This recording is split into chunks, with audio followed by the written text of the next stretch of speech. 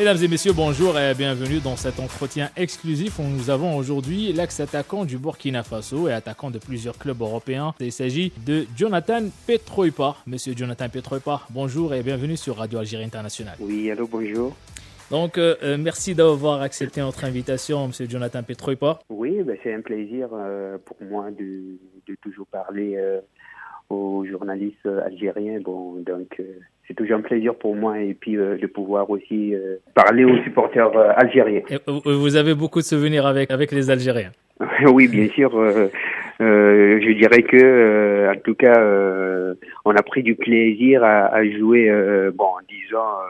les matchs les matchs qualificatifs de la Coupe du Monde contre l'Algérie à Blida. C'est du très beau souvenir, même si pour nous ça reste regrettable parce que on aurait bien voulu se qualifier sur la pelouse de Blida, quoi. Justement, on va revenir un peu sur vos souvenirs en Algérie, mais on va parler de vous, monsieur Petroipa, votre carrière. Vous avez arrêté votre carrière pro en 2021, n'est-ce pas? C'est ça. J'ai arrêté, mon dernier club, c'était le Paris FC. J'ai arrêté en 2021. Et maintenant, après une carrière assez longue en Allemagne et en France, que devient Jonathan Petroipa actuellement? Disons que Jonathan Petroipa, il est là. On profite un peu de la famille, des enfants. Et parallèlement, je reste dans le milieu du foot. J'essaie de faire une formation en sport business. Donc, pour travailler un peu la reconversion et éventuellement, j'ai eu à quand même côtoyer juste après la fin de carrière. J'ai travaillé un peu avec le ministère des Sports du Burkina, en collaboration avec la fédération, pour rester à côté de l'équipe nationale auprès des de nos jeunes frères, pour les accompagner pour la CAN 2022 qui s'est déroulée au Cameroun. Et maintenant, donc voilà un peu.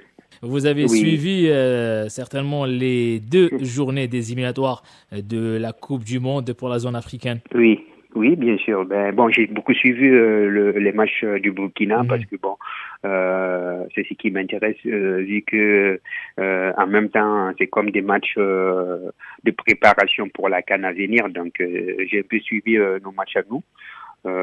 Pour l'Algérie, j'ai pas vu les matchs, mais j'ai su quand même qu'ils ont gagné. Donc. Justement, comment vous avez trouvé les résultats, mais aussi que pensez-vous du niveau du football africain actuellement?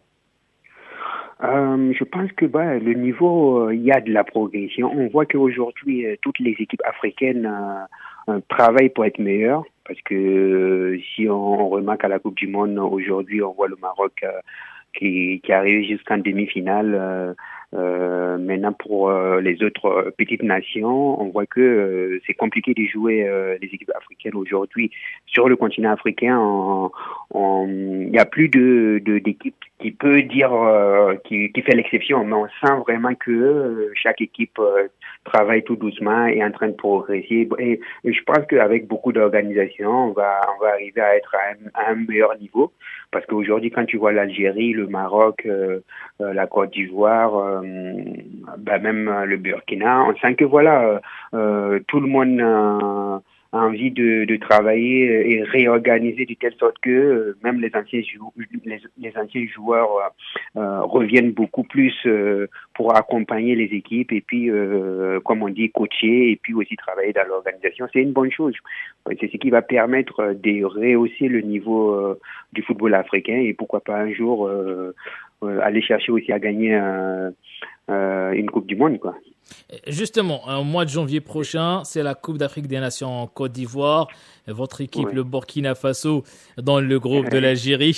Donc, comme par hasard, encore une fois, Algérie, Burkina Faso, en plus de l'Angola et la Mauritanie.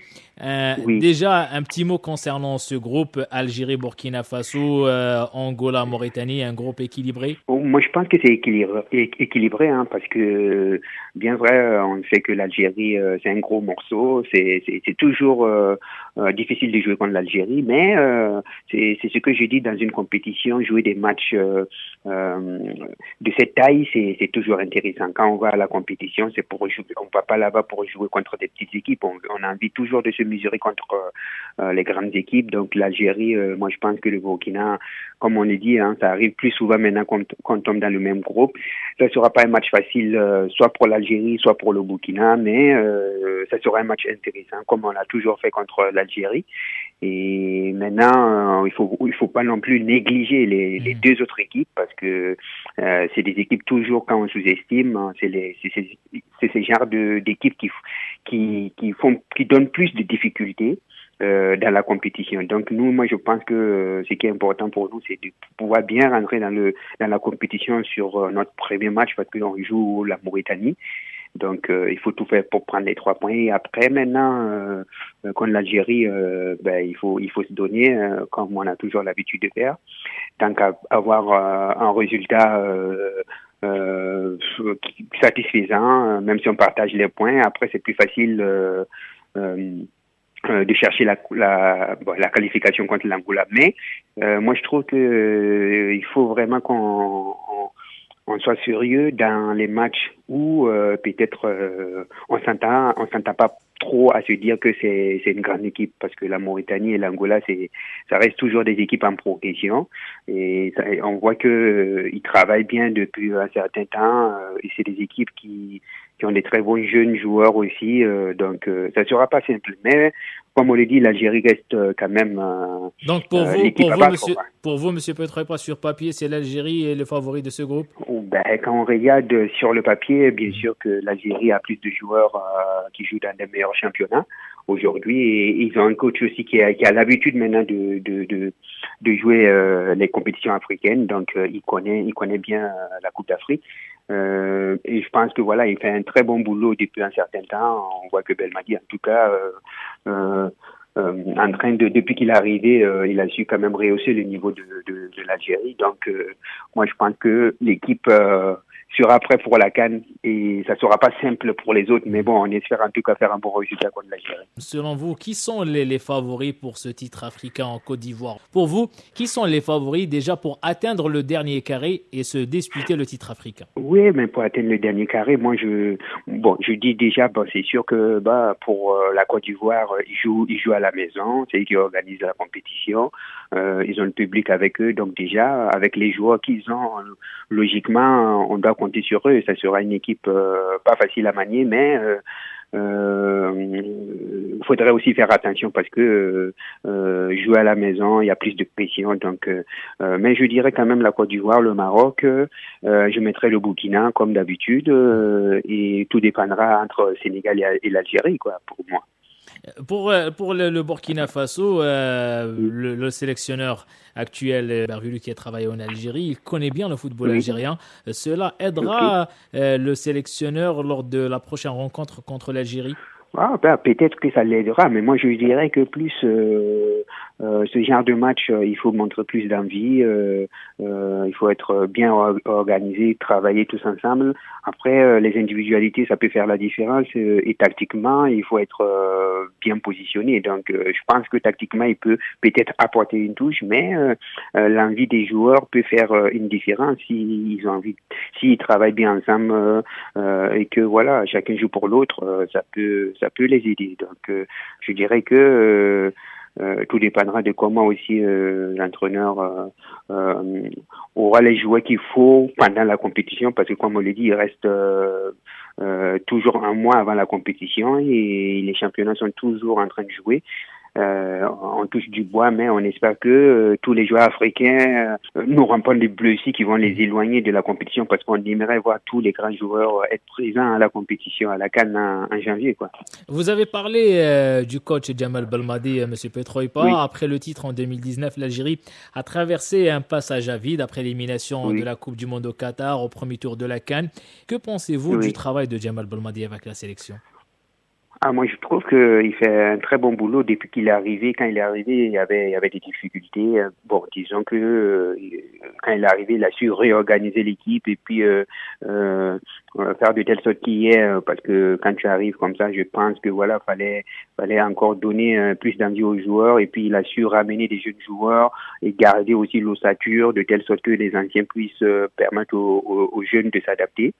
Et il a gardé le contrôle de son groupe parce que voilà, on sent que c'est un coach qui sait gérer, qui sait manager son équipe. Tout s'est bien passé, il a gagné la CAN. Et après, il y a eu quand même un coup de mou un peu. Ils ont eu des difficultés. Et après aussi à la Coupe du Monde au Qatar. Mais comme on l'a dit, après quelques années, c'est sûr que à un moment donné, il y a toujours un passage à vide. Et il a su quand même garder malgré tout la tête haute et puis réorganiser et ramener quelques joueurs encore pour donner disons un nouveau souffle à l'équipe. Donc ça fait que voilà, c'est reparti et je pense que voilà actuellement l'équipe est encore au top niveau et c'est une équipe à compter dessus pour la compétition. Et puis bon, moi j'apprécie vraiment son travail. Je pense que c'est un entraîneur qui a beaucoup de qualité. Parmi les joueurs de cette génération, Amine Gouiri qui évolue avec votre ancien club, le Stade Rennais. Oui, un petit mot concernant ce joueur, Petroipa? Oui, c'est un joueur qui a de très bonnes qualités, qui progresse bien depuis un moment. Oui, c'est vrai qu'il évolue au Stade Rennais. Après, comme on dit, il faut une continuité, il faut continuer à bien bosser, à être décisif. Et je pense que voilà, il peut être encore meilleur si c'est à lui de se donner encore plus et croire à lui. Donc, je pense qu'il a des qualités pour être un très bon joueur. Une autre question, le 11 décembre, c'est la cérémonie du Ballon d'Or. Il y a 10 nominés pour le trophée, mais les 3 grands favoris sont Riyad Mahrez, Osimhen, l'attaquant du Nigeria, et Bono, le gardien marocain. Oui. Selon vous, sincèrement, monsieur Petroipa, qui mérite le Ballon d'Or? On rappelle que Osimhen a remporté le championnat d'Italie avec Naples, et Bono la Ligue Europa.